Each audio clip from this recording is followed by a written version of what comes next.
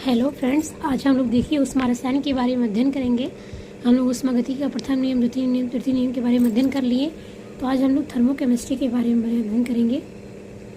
देखिए, ऊष्मा रसायन के अंतर्गत हम ऊष्माक्षेपी और ऊष्माशोषी अपक्रियाओं के अध्ययन करते हैं। तो ऊष्माक्षेपी अपक्रियाओं से कहते हैं कि जिसमें ऊष्मा का क्या हो, उत्सर्जन हो अपक्रिया के दौरान, तो उसे हम ऊष्माक्षेपी अपक्रिया कराएंगे। और ऊष्माशोषी मतलब जिसमें ऊष्मा का वो अवशोषित करे अपक्रिया, उसे हम ऊष्मा अवशोषित अपक्रिया कहेंगे। तो देखिए, ऊष्माक्षेपी अपक्रिया को हम इंग्लिश में एक्सोथर्मिक रिएक्शन कहते हैं। तो फिर देखिए, वे रासायनिक अपक्रियाएं जो ऊष्मा का उत्सर्जन करती हैं वे ऊष्माक्षेपी अपक्रियाएं कहलाती हैं। ऊष्माक्षेपी अपक्रिया के लिए जो एंथैल्पी परिवर्तन होता है उसका मान क्या होता है, ऋणात्मक होता है। और इस अपक्रिया में अभिकारक की कुल एंथैल्पी उत्पाद की कुल एंथैल्पी से क्या होता है, अधिक होता है। तो delta H is equal to HP minus HR, जहाँ HP इज इक्वल टू उत्पाद की कुल एंथैल्पी और HR अभिकारक की कुल एंथैल्पी होती है। ऊष्माक्षेपी अपक्रिया के लिए क्या होगा, ये डेल्टा H का मान क्या होगा, ऋणात्मक होगा। तो ऋणात्मक कब होगा, जब HP is less than HR होगा और डेल्टा H की वैल्यू निगेटिव होगी। फिर यहाँ देखिए एग्जाम्पल के रूप में, कार्बन सॉलिड स्टेट में, ऑक्सीजन गैस स्टेट में जब ये रिएक्शन किए दोनों तो CO2 गैस बना और यहाँ पे ऊष्मा का उत्सर्जन हुआ -94.0 किलो कैलोरी। फिर इस प्रकार से दूसरा एग्जाम्पल H2 + Cl2 2HCl, जिसमें एंथैल्पी परिवर्तन -44 कैलोरी हुआ, किलो कैलोरी हुआ। KCl मतलब किलो कैलोरी। अब यहाँ देखिए ऊष्माशोषी अपक्रिया, एंडोथर्मिक रिएक्शन। तो इसमें वे अपक्रियाएं आएंगी जिसमें ऊष्मा क्या को शोषण हो या शोषण हो। तो वे रासायनिक अपक्रियाएं जिनमें अपक्रिया के फलस्वरूप ऊष्मा का शोषण होता है उन्हें ऊष्माशोषी अपक्रिया कहते हैं। इस प्रकार की अपक्रिया में अभिकारक पदार्थों की कुल एंथैल्पी उत्पाद पदार्थों की कुल एंथैल्पी से क्या होता है, कम होता है। तो यहाँ देखिए एंथैल्पी परिवर्तन उत्पाद की कुल एंथैल्पी माइनस अभिकारक की कुल एंथैल्पी। तो delta H is equal to HP minus HR। ऊष्माशोषी अपक्रिया के लिए जो HP is greater than HR होता है, तो यहाँ डेल्टा H की वैल्यू क्या होगी, पॉजिटिव होगी। अब देखिए ऊष्माशोषी अपक्रिया के लिए एंथैल्पी परिवर्तन का मान सदैव क्या होता है, धनात्मक होता है। तो यहाँ एग्जाम्पल N2 गैस में है, ऑक्सीजन भी गैस में है और यहाँ रिएक्शन किया तो 2NO गैस का निर्माण हुआ। तो यहाँ डेल्टा H की वैल्यू +43.2 किलो कैलोरी और H2 गैस के रूप में है, हाइड्रोजन भी गैस के रूप में क्रिया किया तो 2HI मॉलिक्यूल बना और यहाँ पे ऊष्मा का अवशोषण कितना हुआ, 12.0 किलो कैलोरी। तो जब अवशोषण होगा तो डेल्टा H की वैल्यू पॉजिटिव होगी और जब उत्सर्जन होगा तो डेल्टा H की वैल्यू क्या होगी, निगेटिव होगी। तो इस प्रकार से अब हम यहाँ देखते हैं ऊष्मा रासायनिक समीकरण, थर्मोकेमिकल इक्वेशन। तो इसके अंतर्गत वे रासायनिक क्रियाएं आती हैं जिनमें क्या होता है, ऊष्मा या तो अवशोषित हो रही है, उत्सर्जित, उसे हम ऊष्मा रासायनिक समीकरण मतलब उस अवशोषण उत्सर्जन दोनों में से कोई भी होती है। तो इसमें देखिए वे रासायनिक समीकरण जिनमें अपक्रिया के फलस्वरूप उत्सर्जित या अवशोषित ऊष्मा भी प्रदर्शित की गई है उसे ऊष्मा रासायनिक समीकरण कहते हैं।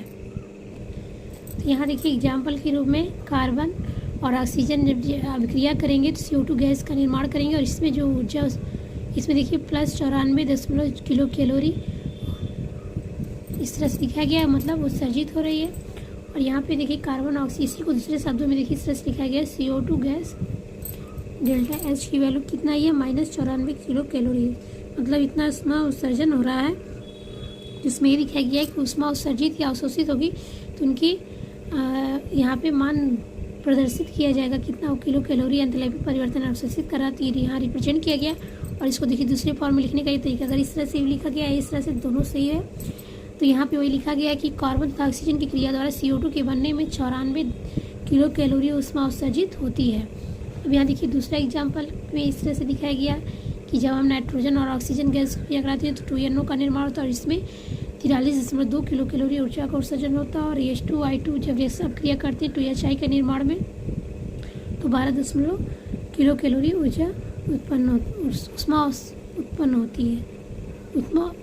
यहाँ पे उत्पन्न नहीं होगी, अवशोषित होगी, क्योंकि यहाँ पे इसे ध्यान दीजिएगा, यहाँ पे पॉजिटिव वैल्यू है। अब यहाँ देखिए अपक्रिया ऊष्मा, हीट ऑफ रिएक्शन। तो यहाँ देखिए अपक्रिया ऊष्मा किसे कहेंगे, जब निश्चित ताप पर कोई भी एक मोल अभिकारक पदार्थ की पूर्ण क्रिया द्वारा जो ऊष्मा उत्सर्जित या अवशोषित होती है उसे हम अपक्रिया ऊष्मा कहेंगे। जैसे यहाँ देखिए कार्बन तथा ऑक्सीजन का एक एक मोल है। रिएक्शन के CO2 गैस का निर्माण हुआ और फिर यहाँ जिससे डेल्टा एच की वैल्यू -94.0 किलो कैलोरी। तो एक मोल कार्बन की पूर्ण अभिक्रिया द्वारा 94 किलो कैलोरी ऊष्मा क्या होती है, उत्सर्जित हो रही है। यहाँ पे जो निगेटिव चिन्ह है ये प्रदर्शित करता है कि उतनी ऊष्मा उत्सर्जित हो। यहाँ पे जबकि निगेटिव साइन नहीं लगा तो आप कन्फ्यूज मत होइए, जब उत्सर्जित होगा तो यहाँ पे निगेटिव साइन रहेगा। अतः इस अभिक्रिया की अभिक्रिया ऊष्मा कितनी होगी, 94 किलो कैलोरी होगी। ये चीज़ ध्यान दीजिएगा आप लोग। अब यहाँ देखिए मानक अभिक्रिया ऊष्मा, स्टैंडर्ड हीट ऑफ रिएक्शन। तो देखिए अभिक्रिया ऊष्मा में जब मानक शब्द ऐड हो जाएगा तो ये मतलब विशेष मतलब टेम्परेचर पे और प्रेशर पे होगा। उसमें 25 डिग्री सेंटीग्रेड हम ताप लेंगे और एक वायुमंडलीय दाब पर जब किसी एक मूल अभिकारक पदार्थ की प्रक्रिया द्वारा जो ऊष्मा उत्सर्जित होती है उसे हम मानक अभिक्रिया ऊष्मा कहते हैं। तो इस प्रकार से जब भी मानक शब्द जुड़ा रहेगा तो वहाँ पे 25 डिग्री सेंटीग्रेड ताप और एक वायुमंडलीय दाब होगा। अब यहाँ देखते हैं संवहन ऊष्मा या उत्पादन ऊष्मा या संवहन एंथैल्पी, हीट ऑफ फॉर्मेशन। तो देखिए निश्चित ताप पर किसी यौगिक के एक मोल का अपने अवयवी तत्वों द्वारा बनने में जो ऊष्मा उत्सर्जित या अवशोषित होती है उसे संवहन ऊष्मा कहते हैं। तो देखिए यहाँ कार्बन और ऑक्सीजन जब क्रिया हुई तो CO2 एक मोल बनने में कितनी ऊष्मा हुई, -94.3 किलो कैलोरी ऊष्मा उत्सर्जित हुई।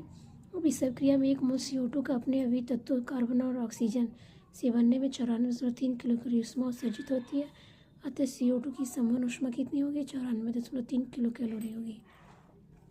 अब यहाँ देखिए दूसरे एग्जाम्पल, इसी प्रकार से कार्बन और हाफ ऑक्सीजन जब रिएक्शन की तो कार्बन मोनोऑक्साइड गैस बनाए तो यहाँ डेल्टा एच की वैल्यू है -26.0 किलो कैलोरी।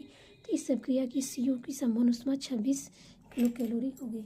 इस प्रकार से आप इस एग्जाम्पल को देखिए, तो जब CO गैस हाफ ऑक्सीजन से गैस क्रिया किया तो CO2 गैस बना और इस प्रकार से इसकी एंथैल्पी जो है मान इसका -68.3 किलो कैलोरी होगा। और इस प्रक्रिया में CO2 अपने अवयवी तत्वों द्वारा नहीं बन रहा है, मतलब उसमें अभी तत्व ना है क्योंकि CO और हाफ CO O2 से बन रहा है। इस कारण से इस प्रक्रिया द्वारा उत्सर्जित ऊष्मा की संवहन ऊष्मा नहीं होगी। जैसे कहने का अर्थ ये है कि कार्बन और ऑक्सीजन तो जब ऐसा बनेगा तब ये माना जाएगा। और यहाँ पे क्योंकि दोनों एक साथ हैं, कंबाइन है, तो इस कारण से संवहन ऊष्मा इतनी नहीं होगी।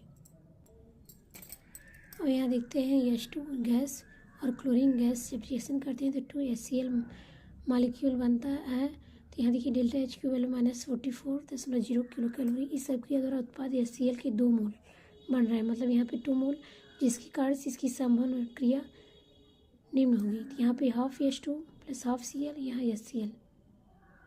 तो यहाँ पे इसका जो संवहन ऊष्मा का मान होगा क्योंकि हमें एक ही मोल चाहिए, तो इस प्रकार से डेल्टा एच की वैल्यू जो है -22.0 किलो कैलोरी।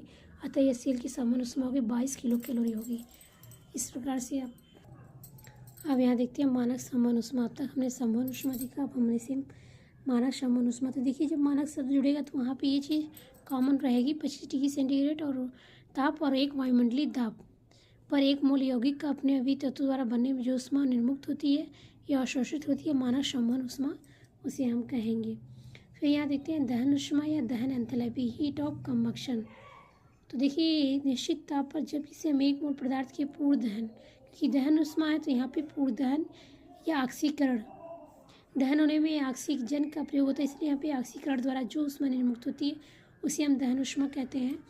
और दहन जो क्रिया होती है सदैव ऊष्मा छिपी होती है और इस कारण से दहन अभिक्रिया के लिए एंथैल्पी परिवर्तन का मान जो है सदैव ऋणात्मक होता है।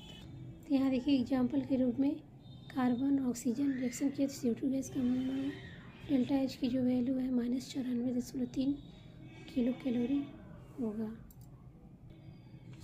एक मोल कार्बन की पूर्ण दहन से CO2 के बनने में माइनस कह रहे हैं 94.3 किलो कैलोरी ऊष्मा उत्सर्जित होती है। यहाँ उत्सर्जित सब जोड़ दें तो इसका मतलब यहाँ पे माइनस वैल्यू होगी। इस कारण से कार्बन की दहन ऊष्मा जो है वो 94.3 किलो कैलोरी होगी। अब यहाँ देखते हैं दहन ऊष्मा का अनुप्रयोग, मतलब एप्लीकेशन ऑफ हीट कंबक्शन, मतलब हीट कंबक्शन का क्या उपयोग होता है। देखिए यौगिक के स्थायित्व के निर्धारण में जिस यौगिक की दहन ऊष्मा जितनी अधिक होगी उसका स्थायित्व भी उतना ही अधिक होगा। कहने का अर्थ ये है कि अगर दहन ऊष्मा किसी का मान अधिक है तो यौगिक की स्टेबिलिटी भी ज़्यादा होगी।